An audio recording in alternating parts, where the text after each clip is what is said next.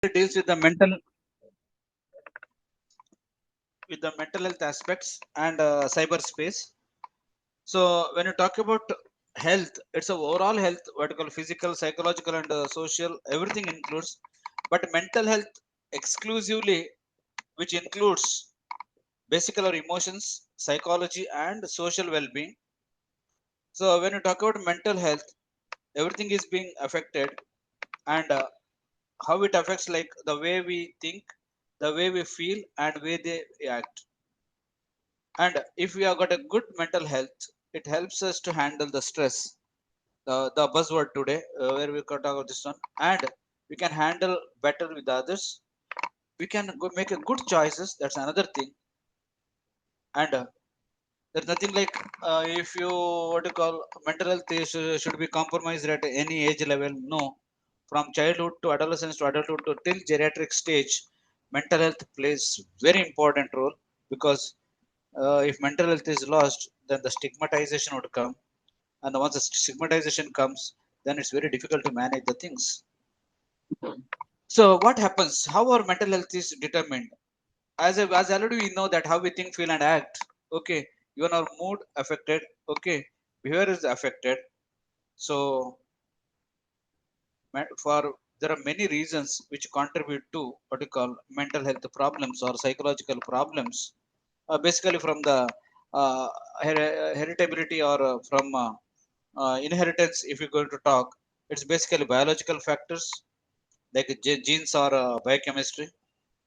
Sometimes it could be a life experience where trauma or abuse may lead to a long-term psychological disorder. Then the history of mental health problems in the family also could be one of the reasons. So mental health as one such, today we are seeing there's a lot of deterioration in the mental health, especially in the youngsters. We are seeing there are a lot of suicides, a lot of what you call unwanted behaviors, deviant behaviors, addictions.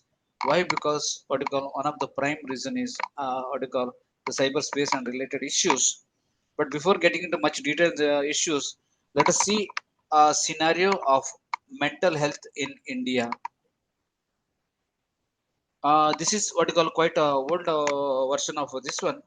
Remember, when you talk about the mental health, a recent Niman survey has said that almost 1 in 4 or 1 in 5 suffer from one or more forms of mild to severe form of psychopathology. This is a serious issue where almost 20% or 20 to 25% of the population suffers from ill mental health that calls for an immediate action plan from the government, from the NGOs. Now, see the picture now. What is the what you call the gloomy picture now? If you take alone the depression part, the study says that 1 in 20 Indians suffer from depression, and 1% of our population has a high risk of suicide. Zero point 0.9 is almost 1%. That means 1 out of 100 will high risk. And unfortunately, the mental health care is very less. Only 1 out of 10 or 10% of the suffered population will get access to medical care. Then almost 1 out of 10 did not even bother about the treatment, or what you call, did not even bother about thinking about it, though they had a mental illness for more than a year. There's a typical psychology of Indian psyche where when the person has a what you call psychological issue, they don't want to discuss with the others, think that the person is becoming mental. So the stigmatization and the taboo which society connects to the individual makes the person to not to declare that the person is suffering from what you call the such issues. And 50 million, that means almost remember 50 million people will have either depression or crippling anxiety, and remember it is increasing. 60 million Indians suffer from some form of mental illness. That is something a big number. Then if you're going for the medication part and availability of the treatment, remember only zero point 0.3 psychiatrists per 1 lakh people in India, or one psychologist for 3.5 lakh people.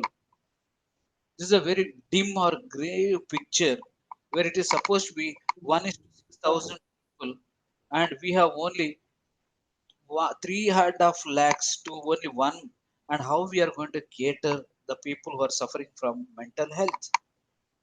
And when you get into the budgeting for mental health, it is not even 1%, it is not even 0.5%, it is only 0.06%, which is totally negligible when we spend amount on other what you call expenditure, which is too less. Okay. Then already I said, according to data, 20% of the Indian population suffer from mental illness by uh, the data says 2020 already that or this one that has been increased to 20 to 25%. Now that means what exactly happening? Now how cyberspace is invading? See the next slide. This is a news came in Deccan Herald. Too much of FB usage and Instagram. Husband gets irritated and he kills wife and 3 month old. There's a big detailed news is there. It is there in DH. You can always check it. Then on on a world level, remember more than 8,000 fake Facebook users that die each day. This is not my reason. It is all authenticated information. Then many Facebooks are not now active because some of them are dead. And because of the Facebook, a crime every 40 minutes. It may range to killing to grooming, and 12,300 cases are linked to the site. Of course, there's a reference for it. You can check. Okay. Then think of the gaming part. A Chinese boy jumps to his death off a building to see he could survive like a cat in a PUBG video game. Mother claims. Now, what happens in PUBG game? Or nowadays, it's particularly it's India was officially banned PUBG gaming. Now it is come as in a new version, what you called as BGMI or Battleground Mobiles India. So what happened exactly? The gaming has got a typical feature like acquisition of what you call equipments, then firearms, and even acquisition of wings. Okay, the person thought that okay, the boy thought that he has got a wing and he can fly from the top. So what he did, thinking that he has got a wing, though it is not what you call the real one, it's a virtual one. Boy thought that he has got a virtual, he has a real wing, and he flies from building and jumps, and he dies. So the boy's mother now says that game influenced his decision to jump from the building. Now who is responsible? Is that human computer interaction is affecting on a negative side? The answer is yes. And remember, PUBG Mobile is the highest earning game in the world because they do a tournaments, they do squads, they do individual solo events, everything. Now, so many things are happening. It has not only Chinese boy come to Indian scenario. Our own what you call ex cricket captain Dhoni, he had sleep talking because he was using PUBG, and this was complained by his wife. And remember, few of the youngsters or young adults or adolescents have died because of the cardiac arrest, because of the adrenaline rush, which is coming because of the what you call PUBG gaming, and the spontaneity and curiosity and that rush of what you call attacking others ended up in cardiac arrest. Now remember, human computer interaction system can lead to even heart attacks. Now this has been recorded. It's not my this one. Okay, even it is recorded in Odisha. Even it's recorded in Tamil Nadu. So what is happening? That is more important. Now since there is a lot of risk of what you call factors which is being done, now we have to really what you call why our students or our wards are play what you call gaming or they get into excessive playing. Now this is where as a teacher one has to look into. First thing is if they are lonely or if they got poor skills or few friends, yes, definitely it affects. Poor emotion regulations, impulsivity, aggressiveness for no reason can have this effect. Then poor social support, because nowadays you find lone child, single parenting. Then sometimes the child is put much before the maturity part in PG or hostel. The social support is less. Then there could be various types of LDs, dysgraphia, dyscalculia, everything. ADHD, attention deficit hyperactive disorders. These are all risk factors. Then addiction to internet or gambling, and those people who have got OCD or obsessive compulsive disorder, those who suffer from depression or mood, sad we say social anxiety disorder, or people with the substance use disorder, then people who have got narcissistic personality, people with the autism or autistic spectrum disorder, people with the IQ and fine motor skills less, all of them are risk factors for what you call excess gaming. Now look into the Maslow's hierarchy needs. For those who are addicted to this one, before their physiological or basic needs, the PUBG or the BGMA acts as what you call the basic need, then all next. So this is the problem. Then more studies have indicated, because now you see this what you call finding mental health as important as immune system, health financial hacks to beat pandemic stress. That time it happened. Then another this one quote came in Telegraph. Psychologist says current social media influx can have negative impact on mental health. Already you have seen how the social media influx has negative impacts on our mental health. It has been officially reported. Then binge watching to addiction, even in Britain, continuously watching without eating or without this one can have lot of impact. Now this we're talking about only from psychology part, but to have that psychology, what happens on the physiological side, what exactly happens in the brain. Now you see the normal brain and the affected brain. A is the normal and the B is the affected brain. We can see the red patches more. uh, Now the neuroscientists and neuropsychologists are studying the effects of social media on the brain, where typically we're going to talk about the influence of cyberspace on the human brain. And positive interactions trigger the same kind of chemical reaction as caused by gambling and recreational drugs. This is what I said in the beginning. Now our brain acts as a receptor which gives what you call happiness, a kind of satisfaction as the person gets in the gambling or recreational drugs. Then what happens when a person gets a social media notification or a signal? The brain sends a chemical messenger called dopamine along with the reward pathway, which makes the person feels good, because dopamine is one of the neurotransmitter which is very much involved in the depression. Because usually we say in a depression hypothesis, we say lesser the dopamine, there could be more of depressive act. So what happens, now dopamine increases when a person receives a notification, then the person feels good, high levels of dopamine. Then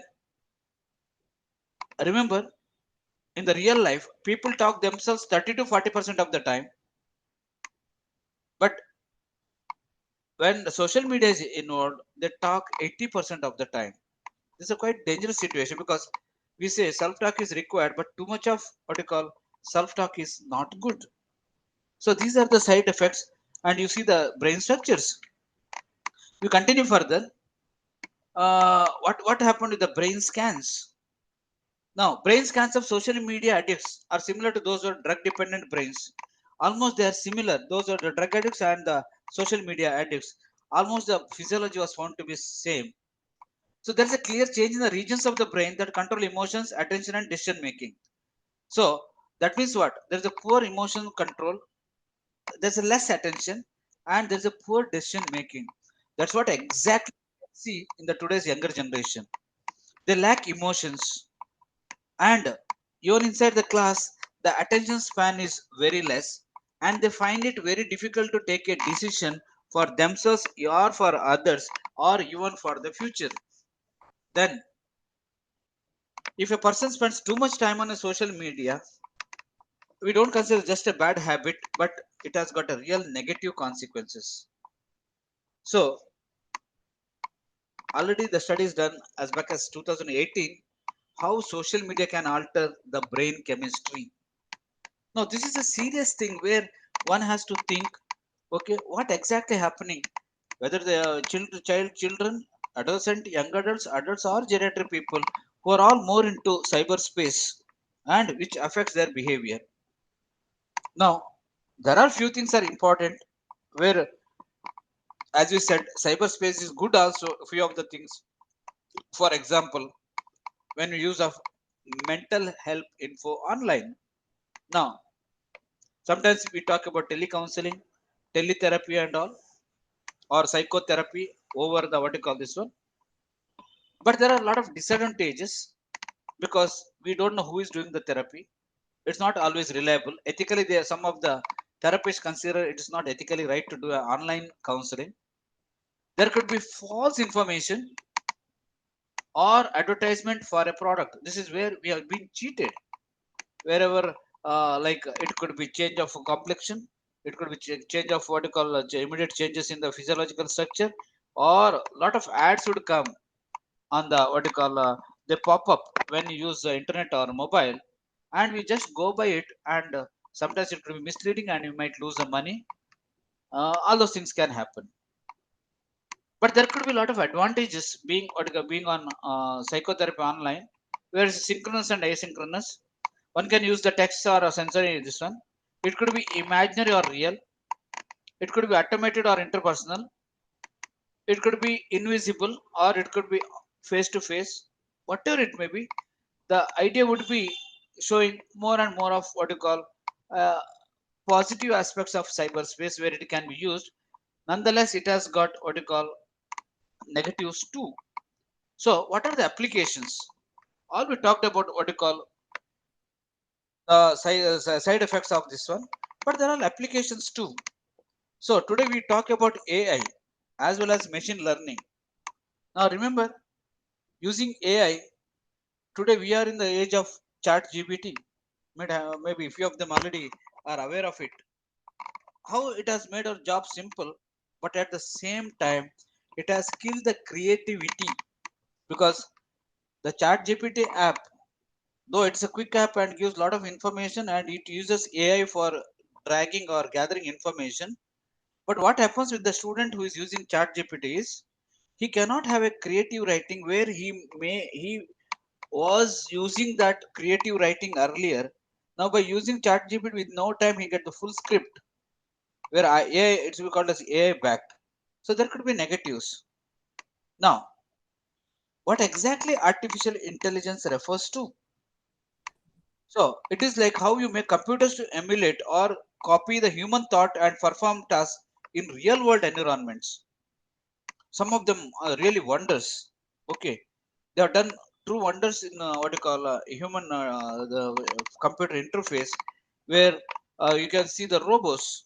One of the best examples where robots are felt to be this one, and nowadays you see a lot of countries are producing these robo girls, and even in today you can find in the news where the girl comes at AI girl comes and she may read what you call just news or just if you go for India Today news, AI backed girl, she's not real anyway.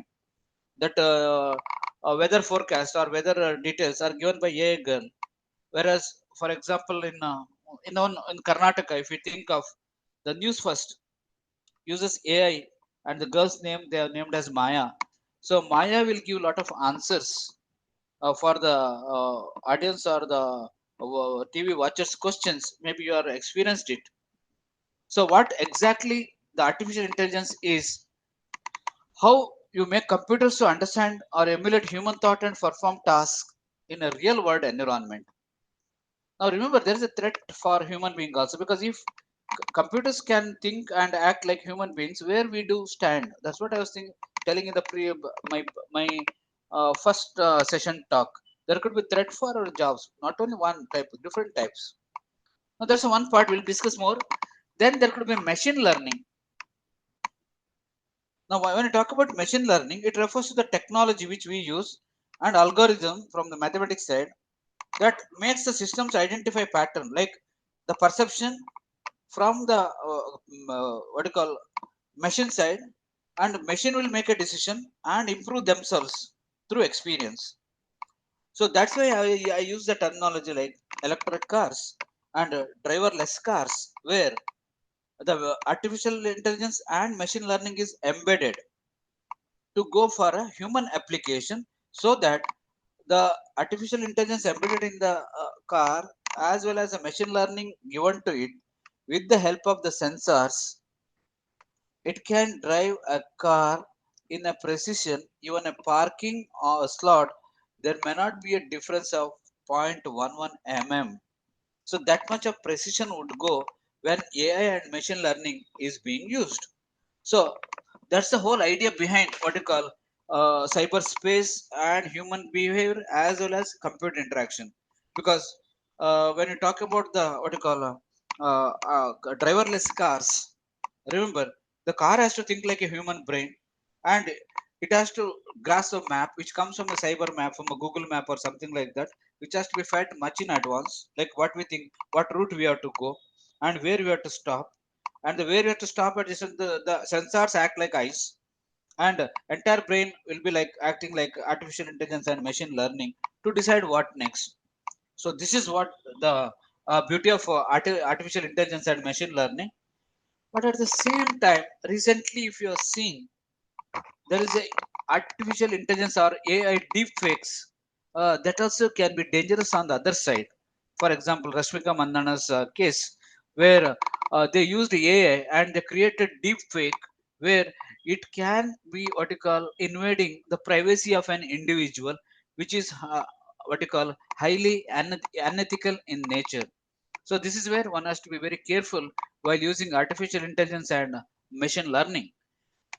So if that is the case, how best we can continue? So what are the applications? Now today already we are using these. For example, automation.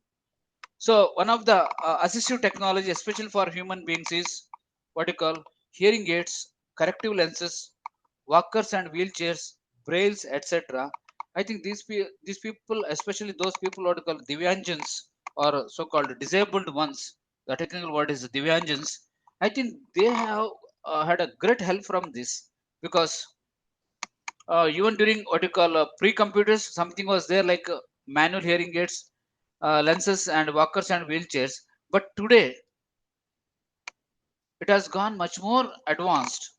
Okay, which the computers have come with the screening of and magnifiers, where people with low or bad vision, what you call, it makes the things clarity, and screen readers for those who are blind, they can read easily, controlling the mouse with their eyes, not with the hand, facial expressions for people with the motor impairment.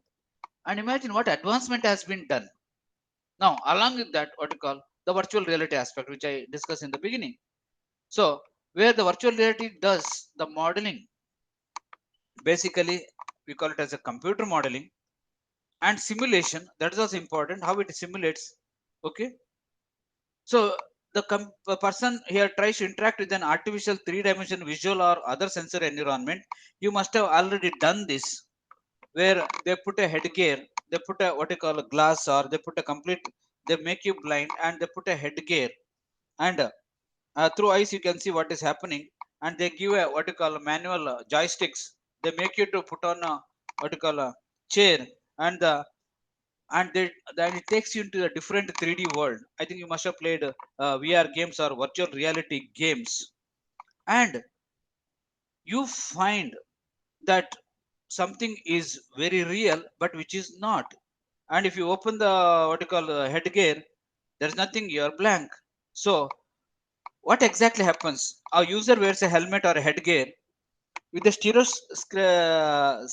stereoscopic screen. That is more important, where the screen is attached, and you can choose what you call the game or type of interaction you want to know.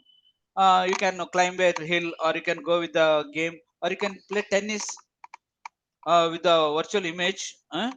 But all of these things are simulated images, it is not only just 3D images. Nowadays there is the images of 4D, 5D, 6D, and I think now people are reaching up to 13 dimensions, which I'm not very sure, but definitely I've seen up to 7 dimensions. Now imagine all these 3 dimensions or up to 7 dimensions, which are simulated in this one in their technology, will give a different effect on our psyche. That is more important. It's not just you are playing, but this virtual reality gives lot of psychological satisfaction, because in virtual reality one can play games, one can climb, one can challenge other person, and all this will have what you call a kind of psychological satisfaction, as we've seen in the dopamine hypothesis, where it stimulates the brain and you feel good. So that is this one. But along with the what you call virtual reality, I have to discriminate between virtual reality versus augmented reality, where augmented reality is something different than virtual reality, because in virtual reality you find that, okay, it's a simulated environment which is not real in nature. Please keep in mind, a virtual reality is not a real in nature. It is a simulated or artificially created environment. Whereas when you talk about augmented reality, according to this one of the this one, it's a technology that allows digital image and information to be displayed onto the physical environment. You try to what you call use a technology where digital images and information to be displayed onto the physical environment. Now, how it would be? You will go back to the what you call augmented reality part, where the augmented reality is nothing but it's an interaction and integration of digital information with the user's environment in real time. Because in virtual reality, okay, it is an artificial environment, where augmented reality users experience a real world environment.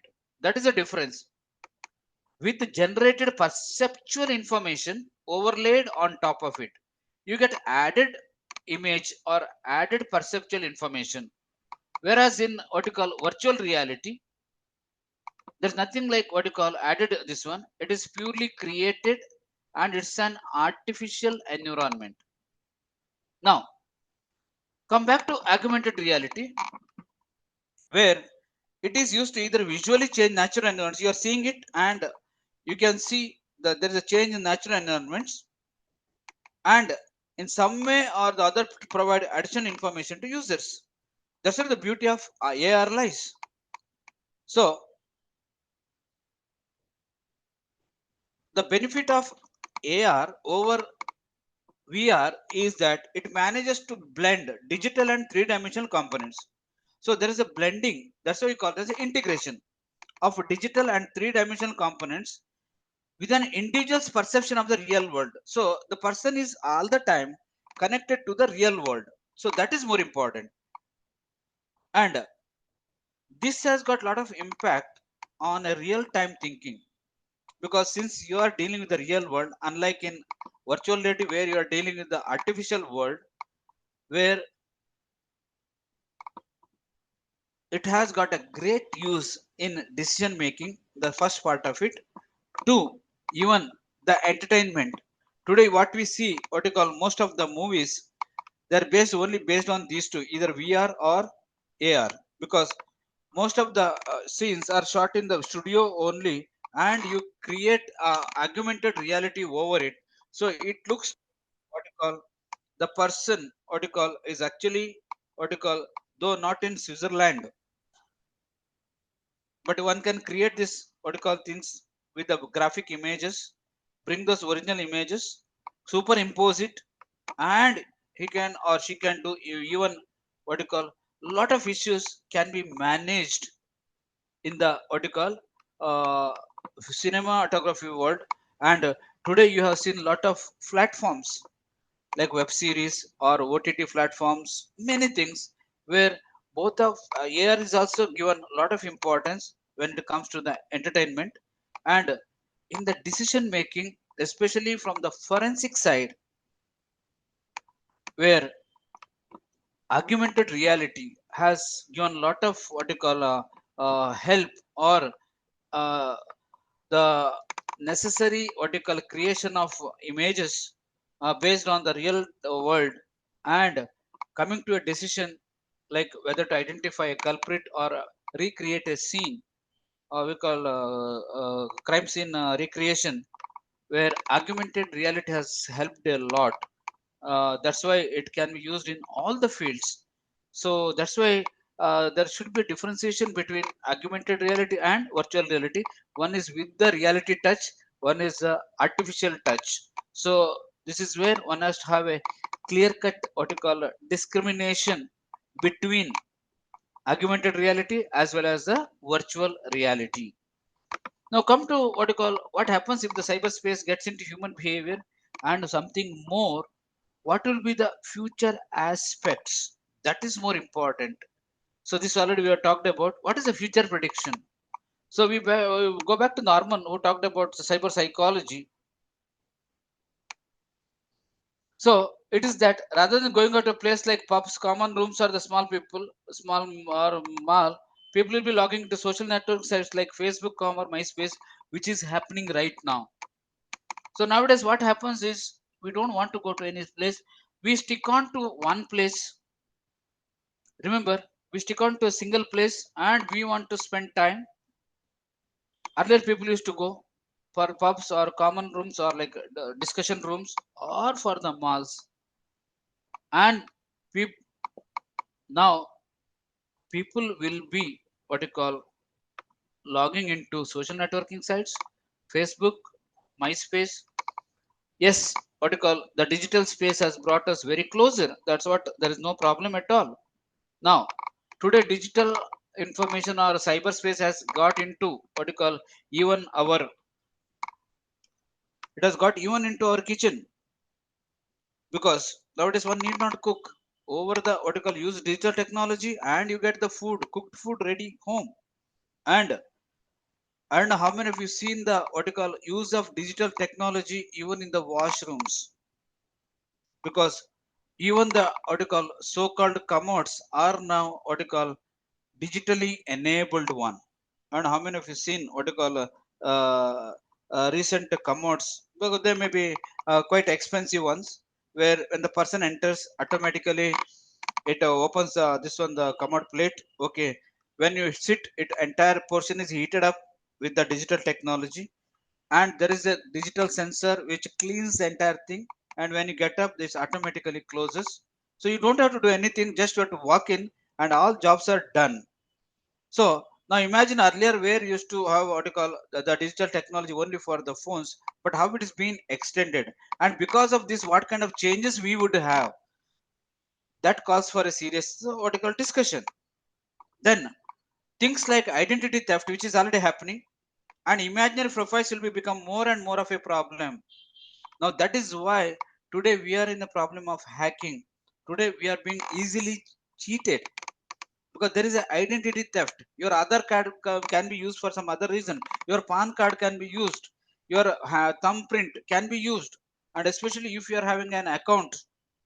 Remember, so this will have a lot of psychological impact. And today we have profiles that are fake. There are many people don't have original profiles; they have a fake profiles, and there will be simulation agents. Already people are suffering from that. A recent one of the best example I would like to tell you is that they somehow they log into the cyberspace and they might get into what you call this is a recent example I want to explain to you, because even it can happen with their students also, how cyberspace invades into the privacy, and because of this the students gets distressed. At least one or two things I should tell you. So in one of the case a few days back, one of the girl approached me and asked me, sir, I want emergency, I want 20,000 rupees. I said, giving amount is not a big thing, but I want to know why you want 20,000.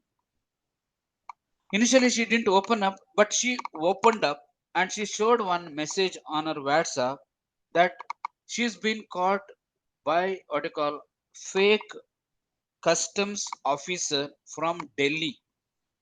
claiming that she has received some orders from abroad, some box, and that box contains something which is illegal.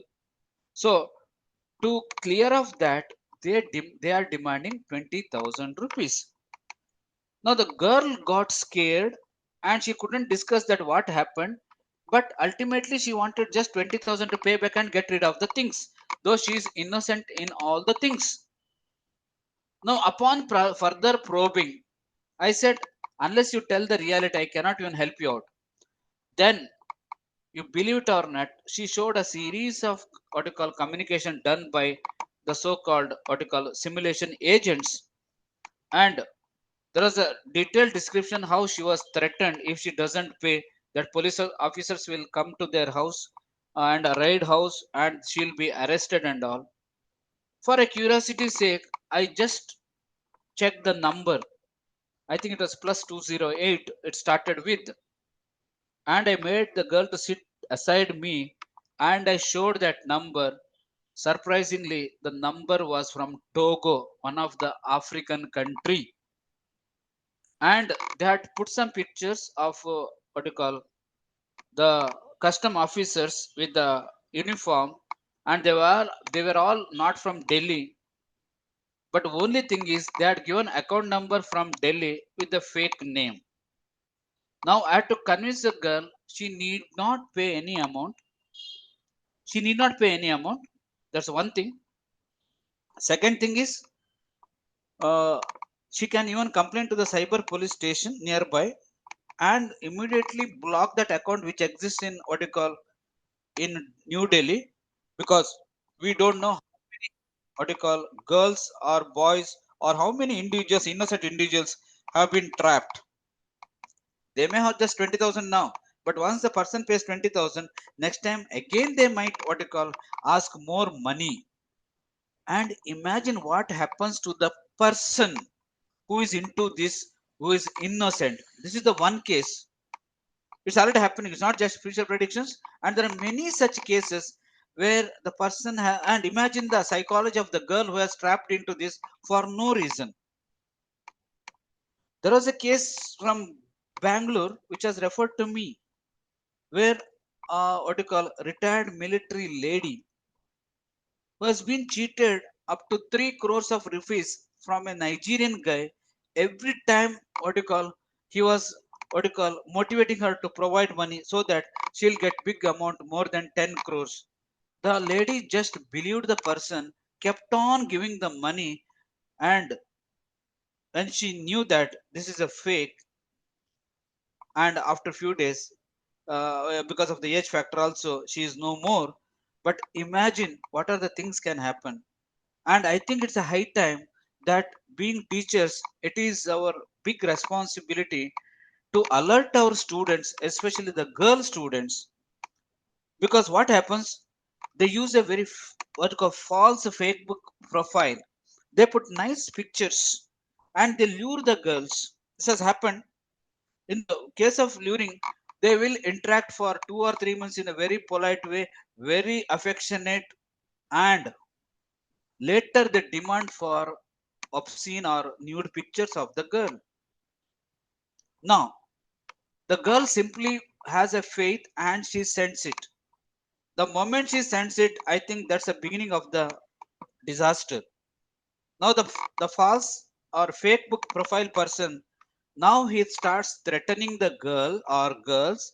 If she's not going to pay so much of money, he is going to expose. Now imagine the girl's mentality, believing completely that what you call the guy who was on a virtual network, not in a reality, and she has sent already pictures.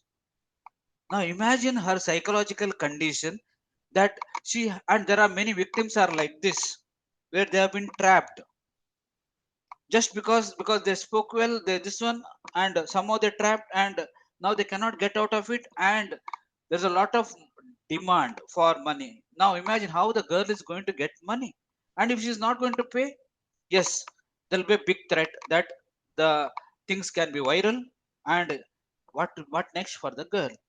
So because of the maintenance of the secrecy, now the girl has to make manage some money, either by what you call going for a loan or asking or even selling the gold or whatever other means. But imagine the psychological distress for no reason the girls are facing. So please be aware that cyber psychology is what you call positive side is very good, but cyberspace is on the negative side is very bad. So it is a high time that we have to alert our students, not just get easily trapped into these what you call small things or trivial issues where they might show even what you call you have a gift and try to collect the gift, but you have to pay so much of money. Of course, I think you are very familiar to the mails. I think you get lot of mails. I'm so I'm a big what you call manager. My this one I got lot of money dumped in the bank. I want to transfer to India, and people have gone by it and paid lot of money, and ultimately nothing is gone taken back or nothing has been received. Now imagine how cyberspace is using in a very negative sense. Not a good idea. So please be aware of that. So beware of these hackers and what you call false what you call fake profiles and your own what you call privacy where because nowadays it is difficult to maintain the privacy, especially in the cyber world, where even the Aadhaar card and PAN cards are being misused or used. And the recent thing is, if they have got what you call your fingerprint of Aadhaar card or PAN card, they can directly draw money from your bank. So what cyber is used, technology is used, and the money is drawn. What happens to your psychology without your knowledge? So be careful about your networking, financial networking. Be careful. Put proper passwords. That's the most important thing. So put proper firewalls. So once you do that, I think then you are safe. Otherwise, you are definitely not safe. Then two things we are going to discuss. What you call human in the machine and machine in the human. So we talk about how human can be in the machine. So what happens exactly when we talk about human in the machine? So these are the ways we as humans are in the machine. So what happens today? We are in the world of digital. We are in the world of digital calendars. We use blogs and we do so many things. So what we are doing? We transfer much of our memory and knowledge to the computers. Indirectly, we are transferring our memory and knowledge. That's where we use the digital calendars. We write blogs. We create videos. Nowadays, there is a blog or video blogs. So what we do? We try to put our things into machine. That's the first thing. But remember, whenever we do this, our personality also reflects on the social networking sites. Like how do you behave? How do we act? What kind of personality the person has? So the part of that personality reside in the computer on social SNS or social networking site, which can be accessed by millions of people. Now, what happens next? As time goes on, as days goes on, months goes on, years goes on, we have to completely rely on the computer. This is going to happen for more and more things, and thus more of us will input it into the computer. So we are our dependency could be more on the computer side than on the human side. Ah, Now understand why we are losing sentiments, because computers don't show any sentiments, and we what do you call allow our personality to reside in the computer. In a way, we also like a computer without showing any sentiments. That is very much can be seen what do you call in today's young adults, where we don't see any sentiments, we don't see any emotions among them. They don't take anything serious. Maybe part of the thing lies with us also, where these things are affecting in different ways. So this is what we call human in the machine. Now the reverse, which is better, machine in the human. So we are going to talk about bionic chips. We are going to talk about pacemakers. We are going to talk about the GPS. We are going to talk about what you call how the brain and nervous system receives this, and how this can be used for a positive aspect. So start with the first. The first and foremost aspect is we may become more bionic with the increase of human brain interaction. What do you mean by bionic here? Because most of biological aspects we can deal. So computers can be used for human brain interaction. Now, one of the best example which I would give like artificial pacemaker. I think most of you know what is this artificial pacemaker, which is being used for what you call stimulating the heart muscles, so that the pacemaker itself, what you call uh, controls and has a alertness, and it monitors the heart muscle movement, and it can stimulate a lot the heart muscles. If the it is not stimulating much, then again it can give a signal, because the pacemaker by name itself is gives a lot of information, where the machine is what you call attached to the human. In a few of the heart patients, the pacemakers are already there, and because of the pacemakers, which control what you call as well as stimulating the heart muscles, the person can live better. That's one person. Then another important thing is microchip implants. This is where what you call few of the spy agencies, maybe in the future this is going to be a permanent feature, I don't know. Microchip implants, because to store personal identification, medical information, and even can be used for GPS tracking and identification verification. Because once the microchip implant is there, it's definitely inside the body, and one can easily track. And already this has been done on vehicles. I don't know how many of you know the GPS tracking of vehicles. Earlier it was only for the public transport.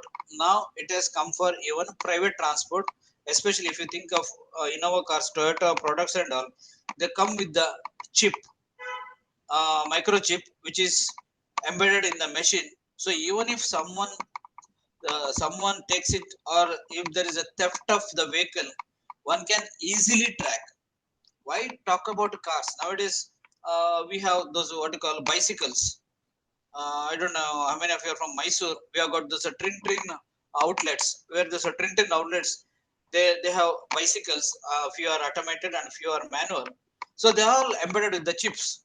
So even if some, because you have to register for them, you have to hire them, you have to pay money in advance and use as much as possible. So what happens if it happened once? Somebody took it to, from Mysore to Monday, they took it and threw it away. But these people could easily track, because it was embedded with a microchip.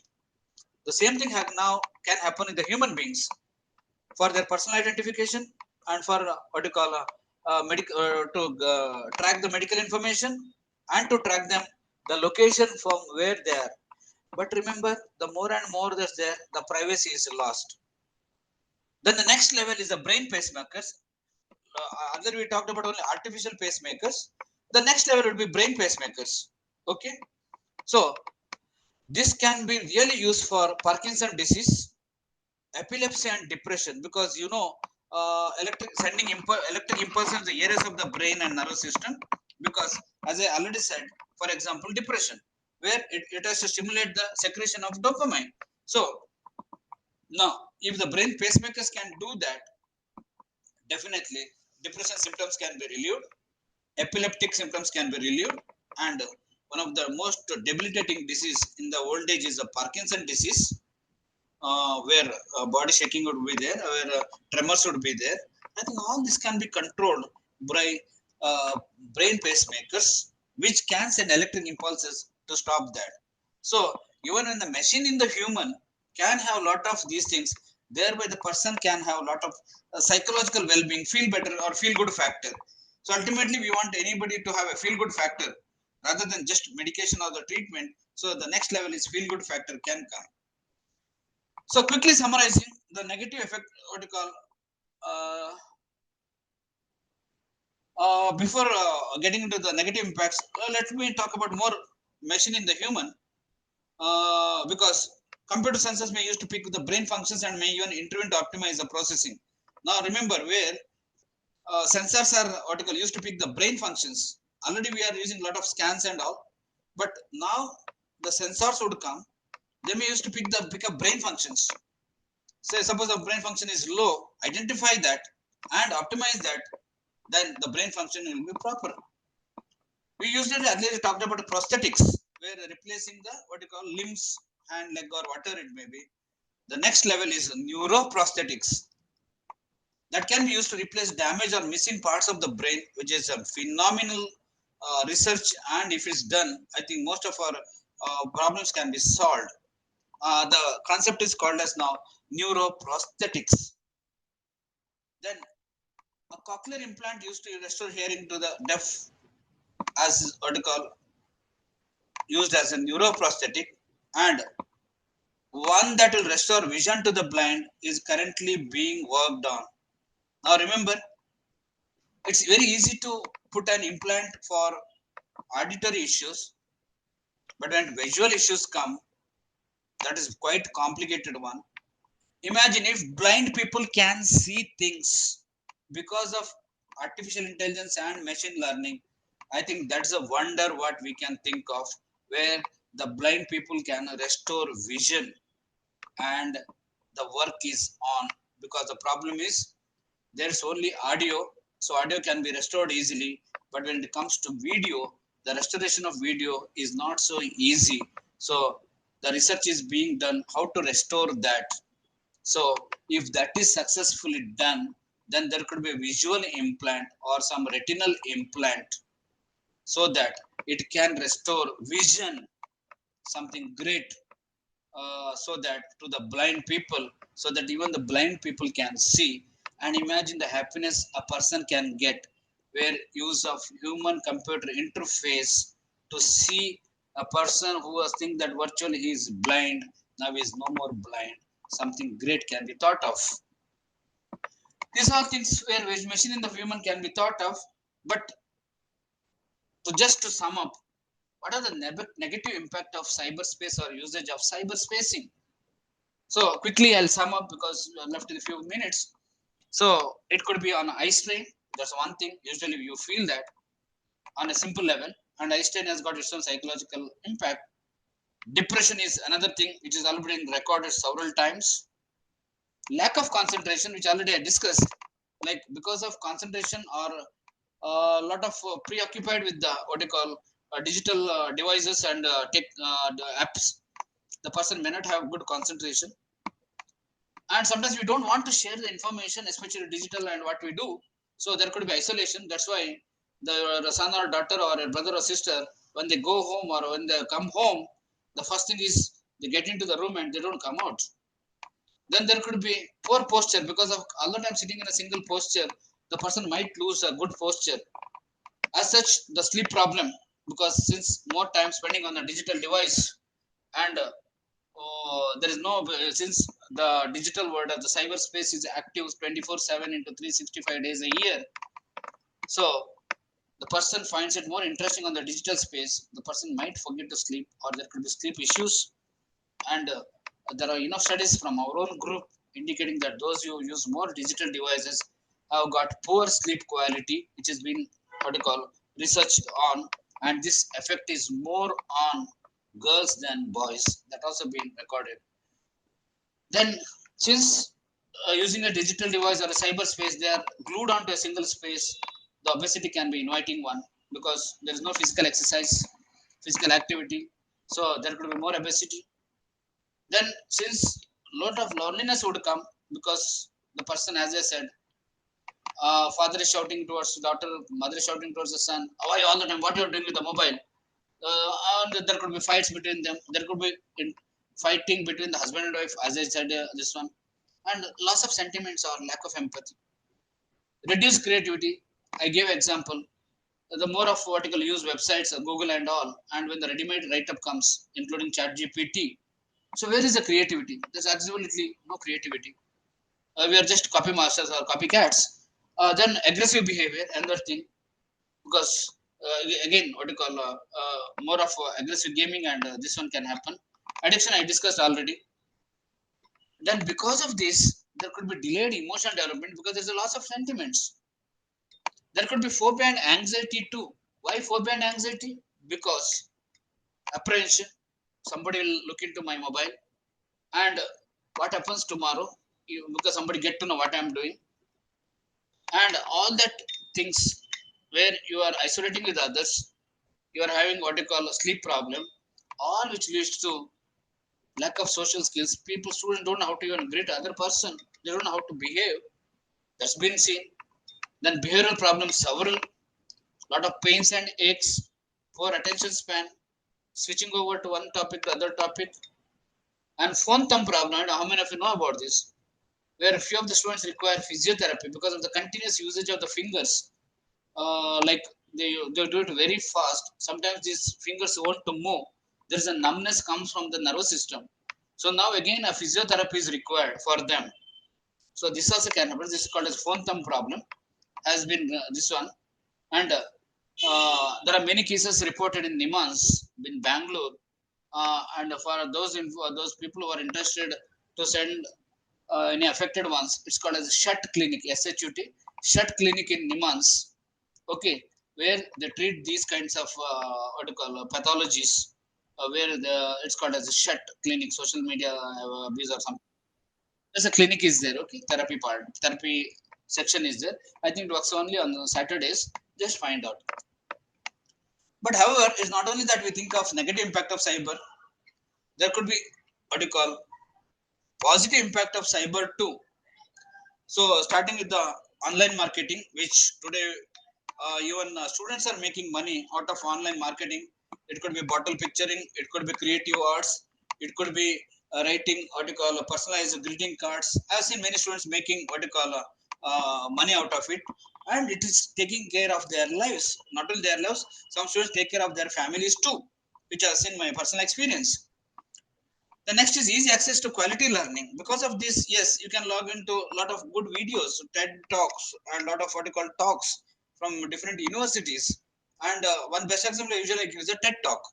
Okay, TED TD, because I think you can get very good information from that, where one can have quality learning. Then there's easy networking today because of the what you call cyberspace. It's globally one can do a networking. Today, even if your kids are in abroad, you can use Skype or any WhatsApp video mode, and you can call video call and you can talk, and as if you are he's next to you or she's next to you. There are a lot of web seminars where you don't have to go to any place. You can sit at your place. You can present your paper. Right now, we are using this online connectivity where I am giving a lecture and you are listening to me. So accessing is very easy from your place, maybe from Karnataka or outside Karnataka. Fine, much easier, which was not there. Earlier used to come to what you call Manasagangotri HRDC and sit there and listen. Now that option is taken out. A lot of time and space, time and money is being saved out of it. Then equal opportunity, because now since it's more transparent, more open, the opportunities are more open. Sometimes developing new relationship, friendship, if it done in a creative or in a good way, constructive way, because sometimes it has got a negative impact, as I explained in the previous one. And a lot of things today, we are in a financial world where transaction is made much easier. With your mobile app, you can just pay on the spot. You don't require hard currency or printed currency with you, and you can connect very fast. You can get the things very fast. You can do it. Online teaching, we know, I don't know how much is better, but those people have used what you call uh, teaching. I think some people have really used the best out, really use best out of this, because we got a time flexibility. You could start your class at 7 in the morning, which was not possible in your college. Yes, definitely, you could do it, and remote access, students from different places could listen to it. Not only this, even for others, this one flexibility in working, which is not for us anyway. Those people in the corporate sector and all, yes, nowadays is the change is 3 days at home and three work from home and 3 days to the office. Imagine what's the flexibility. Of course, the teachers don't have, because we are back to offline learning. So there are a lot of positive impacts too. So this is where, in nutshell, we are going to talk about the cyber psychology, where we talked about a lot of things, and I would expect you to highlight or educate our students on what you call these digital devices and cyberspace, and make the best use of the cyberspace rather than misuse or abuse of cyberspace, where the human computer interaction can be optimally utilized for their education purpose, future career purpose, and overall improvement in their quality of life. It is not only for the students and even for the teachers. The cyber psychology and cyberspace is very important. And I stop here now. We are left with another 9 minutes or 10 minutes. So as I said, next few minutes we'll spend time on discussion. Any suggestions or any clarity if you want to seek, please do it. Before that, thank you all for patient listening and interacting. Of course, it's more of a technical talk rather than a demo talk. So now the audience are open for any clarification or any issues, or you want to suggest something, you are welcome. Thank you all.